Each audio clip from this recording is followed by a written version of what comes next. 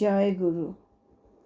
গুরু ব্রহ্মা গুরু বিষ্ণু গুরুদেব মহেশ্বর গুরুদেব পরম ব্রহ্ম তস্मै শ্রী গুরবে নমঃ।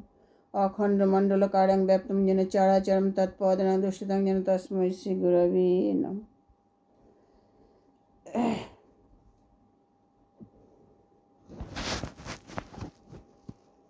আজ আমি এই আধুনিক মায়েদের নিয়ে কিছু কথা বলবো।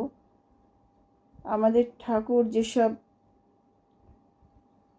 কথা বলে গেছেন, যেগুলো আধুনিক যুগের সঙ্গে একদম মেলে না, সেই নিয়ে আমরা কিছু কথা বলবো।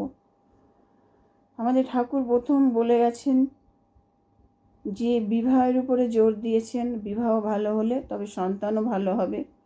আজকাল সন্তানরা ঘরে ঘরে অবাধ্য, কথা শোনে না, বিপদগামী, এইসব কারণের জন্য ঠাকুর বলেছেন যে বিবাহের উপরে একটা মেয়েকে যখন বিবাহ দেওয়া হয় তখন তার ছেলের বর্ণ, বংশ, চরিত্র এগুলো দেখে তবে একটা মেয়ের বিবাহ দেওয়া উচিত, তবে সে সংসার ভালো হবে এবং বিবাহটা টিকে যাবে। আর তখন সন্তানও সুন্দর ভালো সন্তান আসবে। তাই সবর্ণে বিয়ের কথা বলেছেন, অসবর্ণে নয়। সবর্ণ বিবাহ দিলে সে বিয়ে ভালো হবে। আবার বলেছে সমগোত্রে বিয়ে দিতে না, কারণ সমগোত্রে বিয়ে দিলে কিছু জিনগত রোগ সন্তান সন্ততির মধ্যে চলে আসে। তাই সমগোত্রে আবার বিবাহ দেওয়া চলবে না। কিন্তু মেয়েরা উচ্চ বর্ণে বিবাহ করতে পারে, কিন্তু নিচু বর্ণে বিবাহ করতে পারবে না। আবার 10 থেকে 15 বছরের ডিফারেন্ট থাকতে হবে স্বামী স্ত্রীর মধ্যে, এগুলো ঠাকুর বলেছেন। তা আজকে সেগুলো হচ্ছে না বলে ঠিক সেরকমভাবে বিয়েও টিকছে না, সন্তানও ঠিক মতন আসছে না, সন্তানও সেভাবে তৈরি হচ্ছে না আর কি। এই যে আধুনিক যুগের মায়েরা, তাদের চালচলন, তারা যেভাবে চলাফেরা করছে বা তাদের, সেটা তো একদমই ঠিক না। এটা আমাদের ঠাকুরের বিপরীতমুখী একদম। কারণ আজকাল মেয়েরা দেখুন,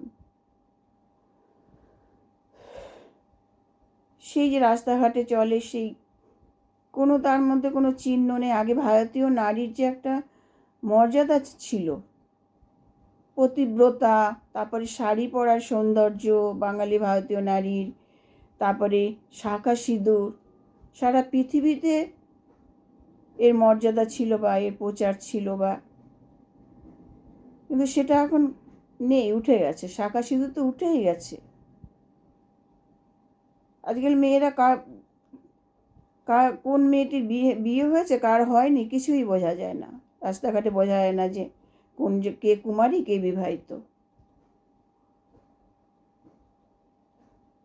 শাড়ি পরার বিকৃতি রূপ এসে গেছে। সেই সুন্দর ধরন তো নেই। আগেকারে শাড়ি পরার যে একটা সুন্দর ধরন, সৌন্দর্য ফুটে উঠতো, মেয়েদের সৌন্দর্য শাড়ি আর শাঁখা সিঁদুর। এটা এই শাঁখা আর শাড়ি আর শাঁখা সিঁদুর, এটা পরলে মেয়েদের আর কিছু দরকার হয় না। সাজগোজ বা গয়নাগাটিরও প্রয়োজন হয় না, সৌন্দর্য ফুটে ওঠে। আজকাল তো দেখাই যাচ্ছে না, সব উঠে গেছে।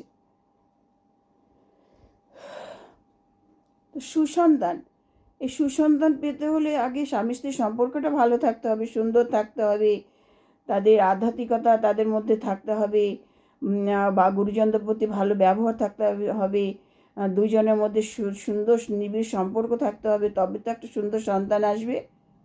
তারপর সন্তান আসলে হবে, তাকে সুন্দরভাবে বড় করে তুলতে হবে সংস্কার দিয়ে, শিক্ষা দিয়ে।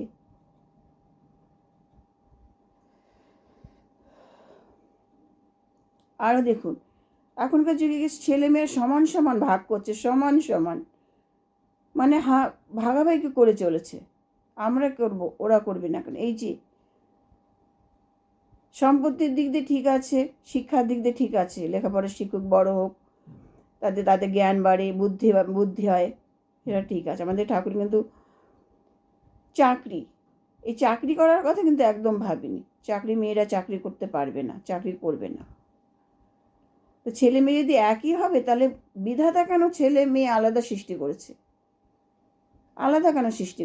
সেই ঠাকুমা দিদিমাদের আমল থেকে বা সেই প্রাচীনকাল থেকে শুনে এসেছি, যে ঘরের নারী থাকবে ঘরে, তারা সংসার ধর্ম করবে, সন্তান লালন পালন করবে, ধারণ করবে, শ্বশুর শাশুড়ির সেবা যত্ন করবে, পুরুষ বাইরে খাটবে, তারা ঘরে আসবে।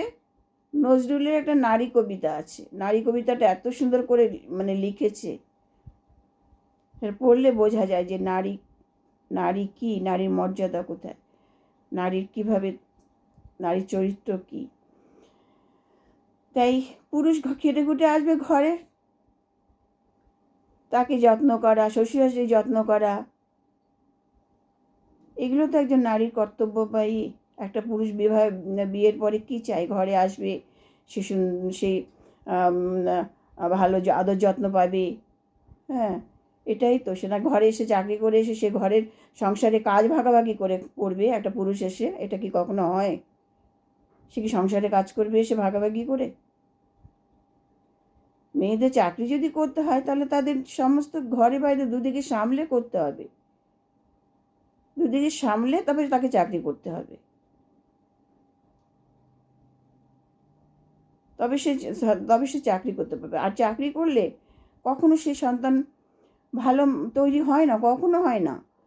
সে মা বাবার স্নেহ ভালোবাসা পায় না, সুন্দর শিক্ষা পায় না, সংস্কার পায় না, দাদু ঠাকুমার কাছে এটা হয় না, সেভাবে সে বড় হয়ে উঠতে পারে না। তাই চাকরি, আমাদের ঠাকুর তো চাকরি করতেই বলেন, ঠাকুরের না চাকরি করা একদম পছন্দ না। মেয়েরা কাজ করবে ঘরে বসে, কিছু হাতে কলমে কাজ করুক, কিছু রুজি রোজগার করুক, তাদের কিছু হাত খরচ তাদের চলবে, সংসারে সাহায্য করতে পারবে, কিছু উপার্জন তারা করুক ঘরে বসে, তাতে ছেলেমেয়েও দেখাশোনা হবে, সংসারও সামলে যাবে। এটা আমাদের ঠাকুর কিন্তু বলেছে। এগুলো ঠাকুরের কথা, এগুলো বইতে পড়েছি আমরা। তারপরে এই দেখুন আজকাল স্বামী স্ত্রীর সঙ্গে তুই তামারি ভাষা। কেন স্বামী স্ত্রীর সঙ্গে তুই তামারি? কারণ স্বামী কি তুই তামারি জায়গা? সেটা সম্মানের জায়গা, পদমর্যাদা আলাদা সে একটা সম্মানীয় ব্যক্তি, মর্যাদার ব্যক্তি, তাকে কেন তুই তামারি করবো? স্বামী কি বন্ধু? না, কখনো বন্ধু নেই। বন্ধু কখনো হতে পারে না। সে স্বামীর জায়গায় স্বামী। তুই তামারি কেন হবে? তুই তামারি এখানে কোনো শাস্ত্রে লেখেনি। সেখানে একটা আলোচনা, শাস্ত্র আলোচনা শুনেছিলাম, স্বামীকে তুই বলে একদম ঠিক না। আগেকার মায়েরা তো আপনি বলে সম্বোধন করতো, তারপরে তুমি। সে একটা ভালোবাসার পাত্র আমার।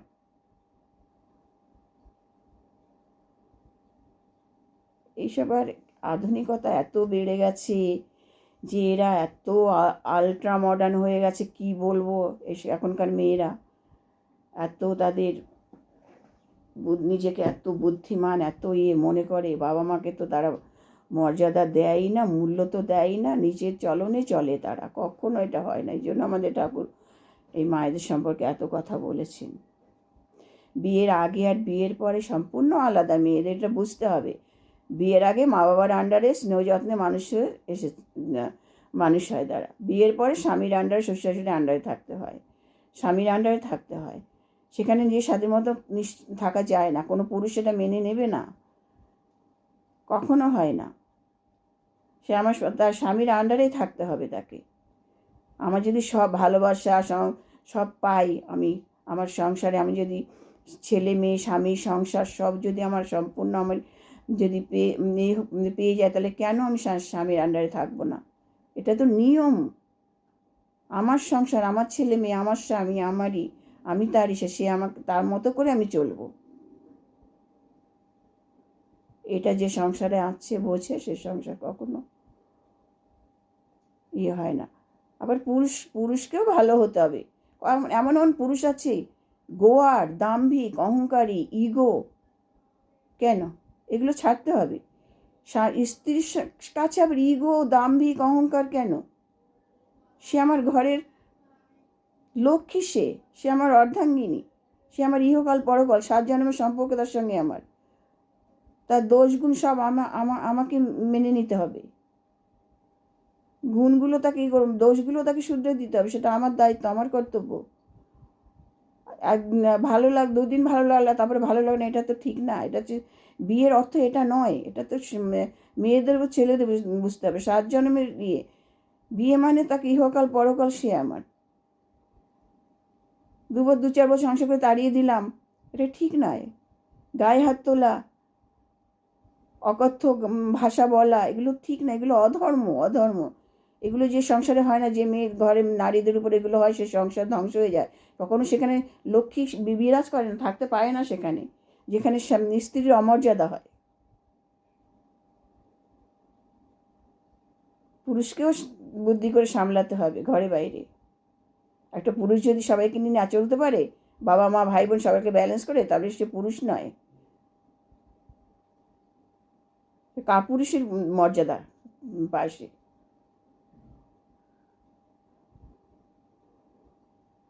মাকে একদম 100% ভালোবাসলাম, স্ত্রীকে এক পাশে রাখলাম না, সে সারা জীবনের জন্য আপনার তোমার হাত ধরে এসেছে, সে সারা জীবনের জন্য সে বাবা মাকে ছেড়ে দিয়ে এখানে চলে এসে, এটা বুঝতে হবে। এই জন্য আমাদের ঠাকুর বলে যে একজন স্বামী স্ত্রী উভয়কে যদি তারা আধ্যাত্মিকতার মধ্যে থাকে, একটা মহামানবের সংস্পর্শে থাকে, একটা সদ্গুরুর সংস্পর্শে থাকে, তাহলে কখনো তাদের সংসারে এগুলো হয় না। কারণ তারা ভালো উপদেশ পায়, তাদের ভালো ইয়েগুলো, তাদের কথাগুলো তারা তারা